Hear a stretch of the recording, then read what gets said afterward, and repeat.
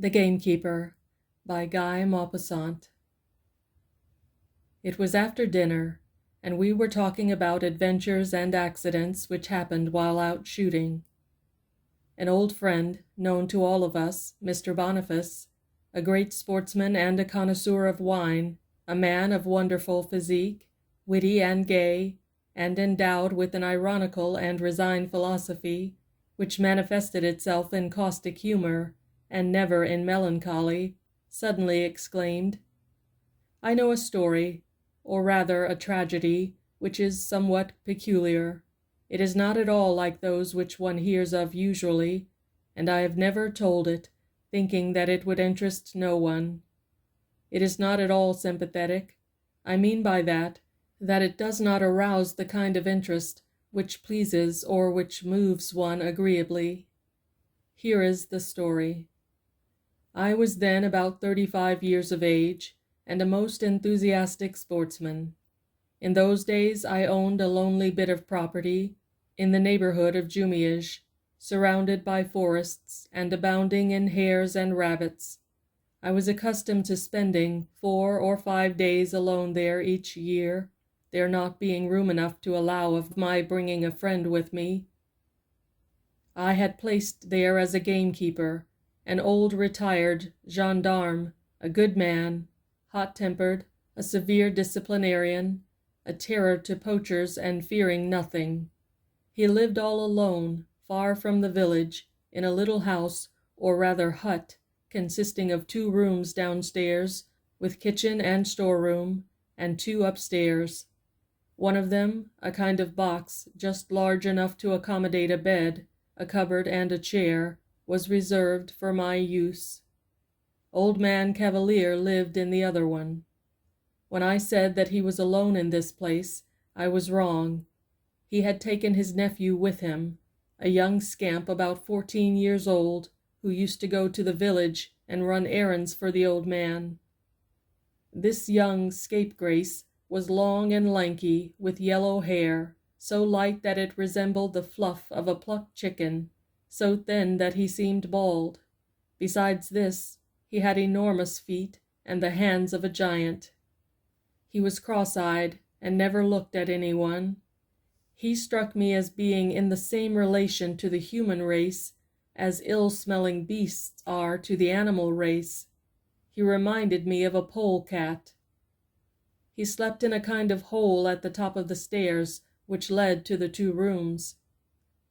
But during my short sojourns at the pavilion, so I called the hut, Marius would give up his nook to an old woman from Écorcheville called Celeste, who used to come and cook for me, as old man Cavalier's stews were not sufficient for my healthy appetite. You now know the characters and the locality. Here is the story. It was on the 15th of October, 1854. I shall remember that date as long as I live. I left Rouen on horseback, followed by my dog Bach, a big Dalmatian hound from Poitou, full-chested with a heavy jaw, which could retrieve among the bushes like a Pont d'Audemer spaniel. I was carrying my satchel slung across my back and my gun diagonally across my chest. It was a cold, windy, gloomy day, with clouds scurrying across the sky. As I went up the hill at Canteloup, I looked over the broad valley of the Seine, the river winding in and out along its course as far as the eye could see. To the right the towers of Rouen stood out against the sky, and to the left the landscape was bounded by the distant slopes covered with trees. Then I crossed the forest of Romer and, toward 5 o'clock, reached the pavilion where Cavalier and Celeste were expecting me. For 10 years I had appeared there at the same time, in the same manner, and for 10 years the same faces had greeted me with the same words. "Welcome, master. We hope your health is good." Cavalier had hardly changed. He withstood time like an old tree, but Celeste, especially in the past 4 years, had become unrecognizable. She was bent almost double, and although still active, when she walked her body was almost at right angles to her legs. The old woman, who was very devoted to me, always seemed affected at seeing me again, and each time as I left she would say, "This may be the last time, master." The sad, timid farewell of this old servant, this hopeless resignation to the inevitable fate which was not far off for her, moved me strangely each year. I dismounted, and while Cavalier, whom I had greeted, was leading my horse to the little shed which served as a stable, I entered the kitchen, which also served as a dining room, followed by Celeste. Here the gamekeeper joined us. I saw at first glance that something was the matter. He seemed preoccupied, ill at ease, worried. I said to him, "Well, Cavalier, is everything all right?" He muttered, "Yes and no. There are things I don't like." I asked, "What? Tell me about it." But he shook his head. "No, not yet, monsieur. I do not wish to bother you with my little troubles so soon after your arrival." I insisted, but he absolutely refused to give me any information before dinner. From his expression I could tell that it was something very serious. Not knowing what to say to him, I asked, "How about game? Much of it this year?" "Oh, yes. You'll find all you want. Thank heaven I looked out for that." He said this with so much seriousness, with such sad solemnity, that it was really almost funny. His big gray mustache seemed almost ready to drop from his lips. Suddenly I remembered that I had not yet seen his nephew. "Where is Marius? Why does he not show himself?" The gamekeeper started, looking me suddenly in the face. "Well, monsieur, I had rather tell you the whole business right away.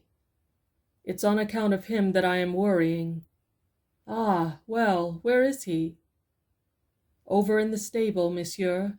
I was waiting for the right time to bring him out." "What has he done?" "Well, monsieur—" The gamekeeper, however, hesitated. His voice altered and shaky, his face suddenly furrowed by the deep lines of an old man. He continued slowly, "Well, I found out last winter that someone was poaching in the woods of the Rosaires, but I couldn't seem to catch the man. I spent night after night on the lookout for him, in vain. During that time, they began poaching over by Écocheville. I was growing thin from vexation, but as for catching the trespasser, impossible. One might have thought that the rascal was forewarned of my plans. But one day, while I was brushing Marius's Sunday trousers, I found 40 cents in his pocket. Where did he get it? I thought the matter over for about a week, and I noticed that he used to go out. He would leave the house just as I was coming home to go to bed. Yes, monsieur. Then I started to watch him, without the slightest suspicion of the real facts. One morning, just after I had gone to bed before him, I got right up again and followed him. For shadowing a man, there is nobody like me, monsieur. And I caught him, Marius, poaching on your land, monsieur. He, my nephew, I, your keeper. The blood rushed to my head, and I almost killed him on the spot, I hit him so hard. Oh, yes, I thrashed him all right, and I promised him that he would get another beating from my hand in your presence as an example. There, I have grown thin from sorrow. You know how it is when one is worried like that. But tell me, what would you have done? The boy has no father or mother, and I am the last one of his blood. I kept him. I couldn't drive him out, could I? I told him that if it happened again, I would have no more pity for him. All would be over. There. Did I do right, monsieur?" I answered, holding out my hand. "You did well, Cavalier. You are an honest man." He rose. "Thank you, monsieur. Now I am going to fetch him. I must give him his thrashing as an example." I knew that it was hopeless to try to turn the old man from his idea. I therefore let him have his own way. He got the rascal and brought him back by the ear. I was seated on a cane chair, with the solemn expression of a judge. Marius seems to have grown. He was homelier even than the year before, with his evil, sneaking expression. His big hands seemed gigantic. His uncle pushed him up to me and, in his soldierly voice, said, "Beg the gentleman's pardon." The boy didn't say a word. Then, putting one arm around him, the former gendarme lifted him right off the ground and began to whack him with such force that I rose up to stop the blows. The boy was now howling, "Mercy! Mercy! Mercy! I promise!" Cavalier put him back on the ground and forced him to his knees. "Beg for pardon," he said. With eyes lowered, the scamp murmured, "I ask for pardon."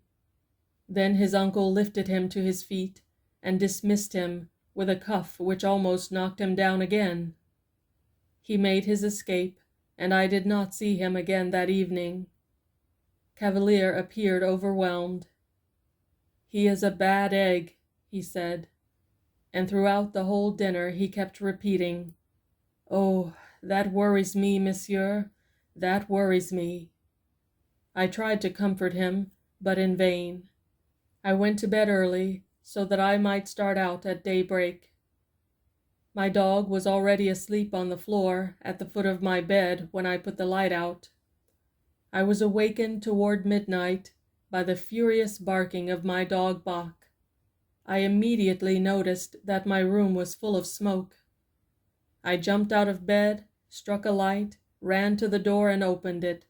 A cloud of flames burst in. The house was on fire.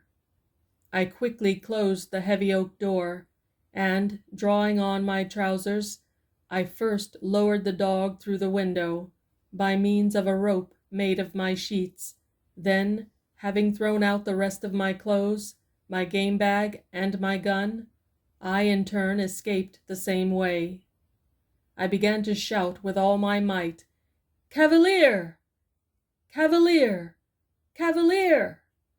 But the gamekeeper did not wake up. He slept soundly like an old gendarme. However, I could see through the lower windows that the whole ground floor was nothing but a roaring furnace. I also noticed that it had been filled with straw to make it burn readily. Somebody must purposely have set fire to the place. I continued shrieking wildly, "Cavalier!"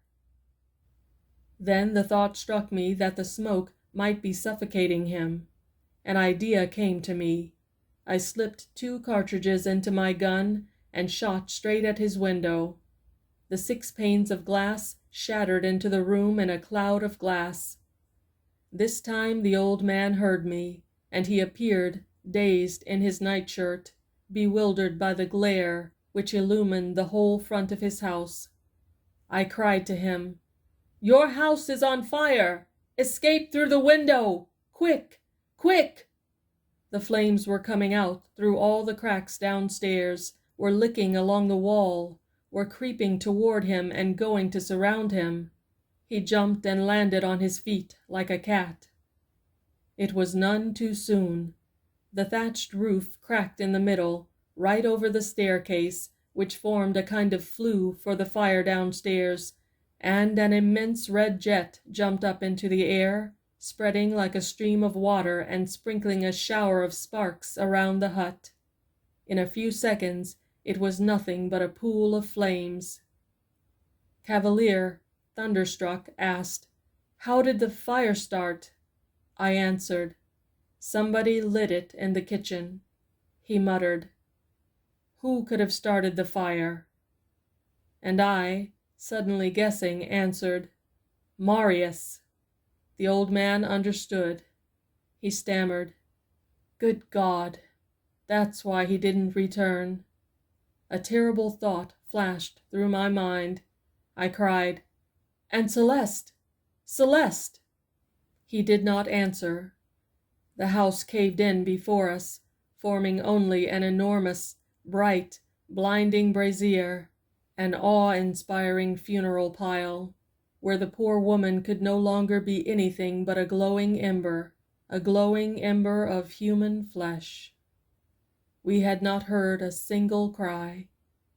As the fire crept toward the shed, I suddenly bethought me of my horse, and Cavalier ran to free it. Hardly had he opened the door of the stable when a supple, nimble body darted between his legs and threw him on his face.